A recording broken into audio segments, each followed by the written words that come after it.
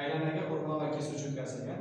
Xo'p, mana bu nuqtadan aylanaga urma-kesuvchi bo'lgan masofani x, mana bu yerga bo'lgan masofani y deydigan bo'lsa, mana aylananing markazi bo'ladigan bo'lsa, aylananing markazi bo'ladigan bo'lsa, mana bu ham radius, bu ham radius. Markazdan tomongacha bo'lgan masofa bu ham radius. Bu 90 gradus burchaga o'xshaydi. Mana bu ham radiusga teng. Mana bu yerda ko'rayotgan bo'lsak, to'g'ri burchakka 3 burchak hosil bo'ladi. Buni qanaqa qilamiz? R ning kvadratiga, ya'ni x ning kvadratini qo'shadigan bo'lsam, r plus y ning kvadrati hosil bo'ladi. R plus y ning qavs kvadrati. Kvadrat ko'taradigan bo'lsam, r kvadrat plus x kvadrat teng r kvadrat plus 2r y plus y kvadrat hosil bo'ladi. R kvadrat qisqarib ketadi.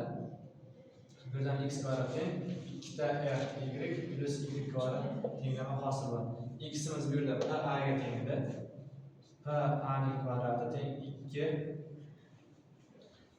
xo'sh 2r y 2r y degan 2r y imiz nimaga teng? S ga teng.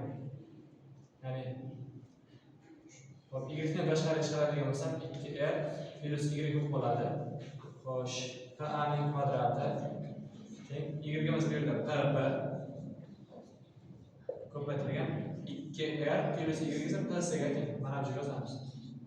Va mana shu formula hisoblanadi. A ning kvadrati teng p ko'paytirilgan s ga teng.